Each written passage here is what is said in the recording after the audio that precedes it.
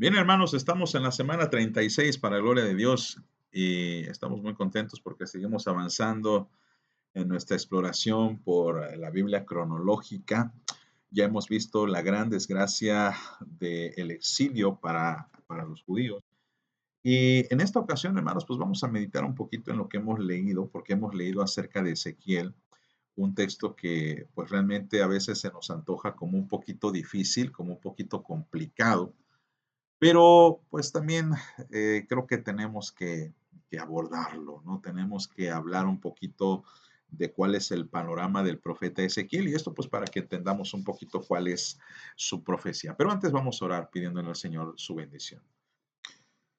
Buen Dios, manifiéstate, te pedimos, manifiéstate porque lo pedimos con humildad, sin exigir nada, sino simplemente deseando que esa manifestación nos ayude, nos aporte, nos guarde, nos bendiga y nos permita, Señor, hacer tu voluntad. Dios, guárdanos pues en el hueco de tu mano y gracias por lo que haces y harás. En el nombre de Jesucristo, nuestro Salvador. Amén. Bien, hermanos, pues vamos a analizar un poquito lo que es el profeta Ezequiel, un profeta que también tiene una historia bastante particular, porque a diferencia de los otros profetas, del resto de los profetas, me refiero a los que ya hemos visto anteriormente, Ezequiel le toca experimentar de carne viva lo que es el exilio.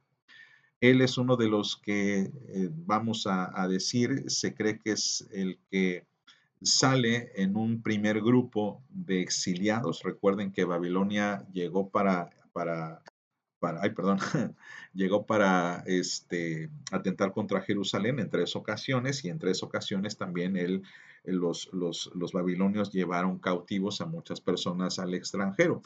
Se piensa que Ezequiel fue uno de los primeros deportados o el primer grupo de deportados. Se cree que a ellos es a los que el profeta Jeremías les escribe esta famosa carta del 30 al 33 de su texto, que ya hemos analizado en algún momento. Así que Ezequiel sabe en carne propia lo que se siente ser un hombre desterrado, sabe lo que está comprendiendo y experimentando su nación. Y de forma extraordinaria, Ezequiel, según los expertos, inspirándose tanto en la exhortación de Jeremías como en la carta de esperanza que él da, logra, gracias también a la revelación divina, comprender por qué razón Judá sufrió lo que sufrió, por qué razón está pasando todo esto, por qué razón está sucediendo esto al interior de ellos y cómo esto puede nutrir de hecho la fe. Tenemos que decir que en ese sentido, bueno, el mensaje de Ezequiel estuvo enfocado especialmente a sacar a Judá de su victimización, porque ustedes saben que con esta invasión a Jerusalén, bueno, los judíos de repente empezaban a victimizarse de que, ay, Dios se ha olvidado de nosotros, Dios, la verdad es de que pues, se ha olvidado de nosotros, pobrecitos, somos los judíos, nos han perseguido. Y Ezequiel que es un profeta bastante directo y bastante fuerte, porque al leerlo, de hecho, él se manifiesta como un hombre bastante duro, bastante rudo, digamos, porque lo que les dice es, miren, no nos hagamos, la verdad es de que todo lo que nos ha pasado se debe a la idolatría, aún incluso dentro del templo. Todo esto hace que, pues, Judá tenga bien claro que el problema principal fue el pecado y que no es que Dios los haya abandonado, al contrario, fue Judá a la que abandonó al Señor. Y aún así pretenden que Dios siga cuidándolos. Bueno, es lo que va a narrar Ezequiel en los próximos momentos. Pero también, de la misma forma que Jeremías, Ezequiel también con mucha dulzura dice en un segundo propósito de su mensaje, logra dar o logra dar esperanza de restauración. Habla también de este nuevo pacto que ya les he dicho, se inspira en Jeremías, en el que Dios va a redimir a la nación, si es que la nación, por supuesto, se arrepiente de sus pecados. Aun cuando, pues, todo parece estar perdido, aun cuando todo parece ser una causa que ya no tiene remedio, Ezequiel se levanta para decir: "Claro que hay remedio, claro que hay propósito, claro que hay solución, pero eso solamente se logrará si nosotros de verdad confiamos en nuestro Dios. Y es así como podemos comentar el hecho de que el Señor, según Jeremías, según Ezequiel, perdón, Dios siempre va a estar con su pueblo. Dios siempre va a estar con ellos, no importa lo que pase. Y bueno, el mensaje de Ezequiel es un poquito más sencillo de descifrar, a diferencia de Jeremías, porque Ezequiel sí va trabajando su profecía tanto de manera cronológica como de manera también teológica, lo cual es bastante rico de ilustrar. Por ejemplo, hablamos en el capítulo 1, del capítulo 1 al capítulo 24, podríamos decir que se trata del gran juicio de Dios sobre Jerusalén. Aquí hay una recopilación entre lo que es el pecado de Jerusalén, lo que serían las advertencias que Dios les había hecho, lo que es también la presunción de la cual también Jeremías habló de que los judíos pensaban de que nada de eso iba a sucederles, alentados por supuesto por los falsos profetas que pululaban en el tiempo de Jeremías. De forma un poco más concreta, diríamos que esta sección del capítulo 1 al 24 se divide de la siguiente manera. En el capítulo 1 al capítulo 3 tenemos el llamamiento de Ezequiel, el llamamiento de Ezequiel que se encuentra en Babilonia. Esto ya lo hemos comentado. Ezequiel es uno de los que están ya fuera en el exilio. A partir del capítulo 4 hasta el capítulo 7 hay un anuncio del juicio de Jerusalén. Esto lo tenemos que entender que aunque Ezequiel está viviendo en el exilio, él lo narra como vamos, como en retrospectiva, es decir, les dice a los hebreos, a los judíos, bueno, Dios ya nos había advertido, pero también, por supuesto, algo que hace Ezequiel es rescatar un poquito lo que Dios también les había dicho a los que estaban en el reino del norte. Él habla acerca del juicio contra Israel, por supuesto, el juicio que Dios les había dado y que de hecho, pues tampoco le hicieron caso. Hay este anuncio entonces en contra de Judá, de que el día de la ira del Señor vendrá de forma bastante directa. Y bueno, pues tenemos a partir del capítulo 8 al capítulo 11 lo que podríamos decir quizá es el corazón de esta sección, la visión del templo en Jerusalén. Esta visión también representa en facto lo que aconteció o el pretexto o el argumento, digamos, que tuvo el Señor para, pues francamente decir, ustedes no quieren nada conmigo y ustedes están empecinados en seguir con la idolatría. Porque Ezequiel, perdón, nos describe a partir del capítulo 8 hasta el capítulo 11, nos describe todas las barbaridades que se cometían en el templo de Jerusalén, el templo que era consagrado para Dios, cómo metían animales abominables, adoraban a figuras horrendas, aún incluso a la entrada del templo, cómo incluso nos dice el texto en algún momento que algunas mujeres lloraban al sol, dándole la espalda al templo, como los líderes estaban en el templo sin considerar si eran o no sacerdotes, que recuérdese que los que podían estar dentro del templo eran nada más sacerdotes. Todas estas cosas que nos quiere decir Ezequiel es, miren, híjole, es tan indescriptible, tan horrendo, tan horroroso, que la verdad es que en ese templo era imposible que Dios estuviera, porque Dios es santo.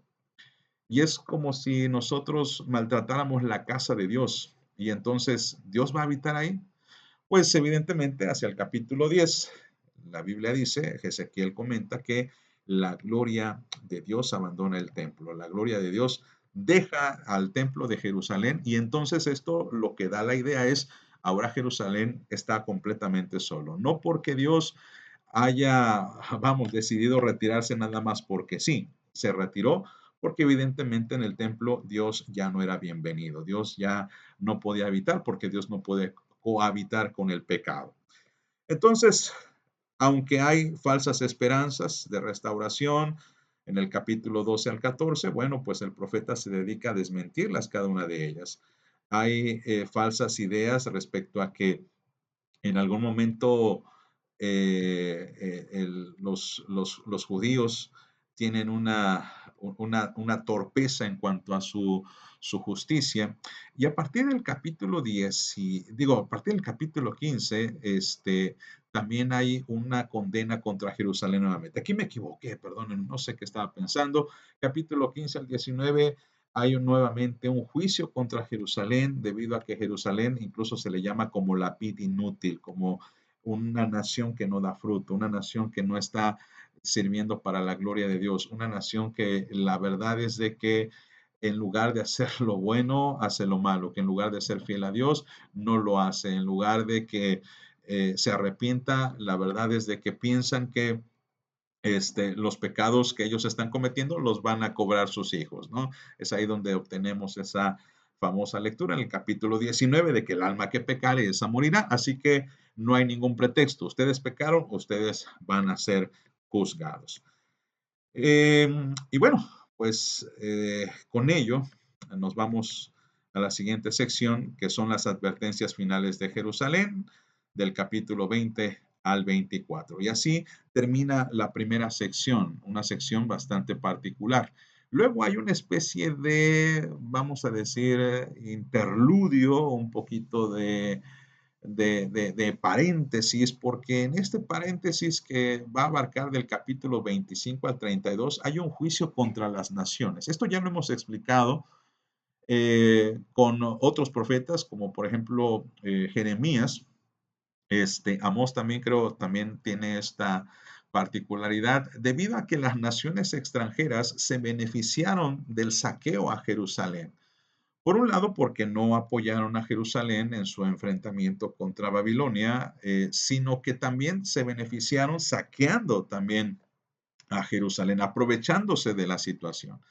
Y por eso Dios tiene una palabra de juicio y de condena contra las naciones que se aprovecharon de eso, entre los que sobresalen Amón, Moab, Edom, uno de los grandes enemigos de Israel, que también ya vimos, Filistea, y contra Tiro y contra Sidón al norte. Y finalmente contra Egipto. ¿Por qué contra Egipto? Bueno, pues porque Egipto, como ustedes recordarán, en algún momento intenta hacer una alianza con Sedequías, pero Egipto a la mera hora se echa para atrás, a la mera hora no responde, a la mera hora Egipto está más entretenida en defender sus fronteras y por eso también hay un juicio contra todas estas naciones que son naciones vecinas, a Moab y Moab al sur, Edom al oeste, Filistea al este, Tiro y Sidón al norte y Egipto ya lo conocen más al sur, suroeste, si mal no recuerdo.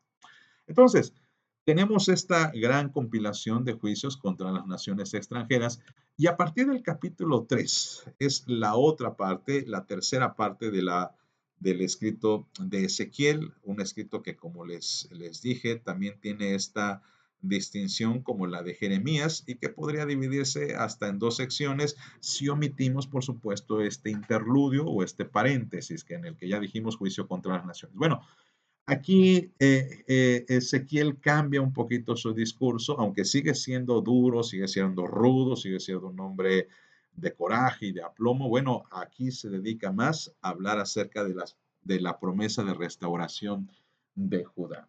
Y uno de los pasajes favoritos por muchos de nosotros es el capítulo 33, en donde se nos describe la responsabilidad del atalaya, de aquel que está en lo alto de una torre y que advierte a Judá de que el juicio viene pronto, pero que bueno, pues esto con la idea de que el pueblo esté preparado, el pueblo esté completamente listo para la invasión. Por supuesto, también siguen algunas advertencias contra aquellos que han participado de la ruina de Judá. Hay un juicio en el capítulo 34, los falsos pastores, pero en esencia todo tiene que ver con una restauración. La idea de que Dios hable en contra de algunas naciones, pues nos habla también de que Dios va a restaurar. Para el capítulo 37, ya de forma más concreta, tenemos ese famoso pasaje del Valle de los Huesos Secos, que representa algo así como un campo de batalla en el que solamente están huesos calcinados, pero aún a esos huesos, dice la palabra, Dios les va a dar vida. Y esto es algo extraordinario porque va a simbolizar precisamente lo que es la protección y la restauración de Dios. Hacia el capítulo 38 hasta el capítulo 39 hay esta mención muy famosa de la que muchos teólogos dispensacionalistas hablan que es en los futuros tiempos la guerra contra Gog y Magog, pero realmente se trata de una protección contra enemigos de Israel que podrían surgir en un futuro, diciéndoles no se preocupen porque Dios los seguirá librando.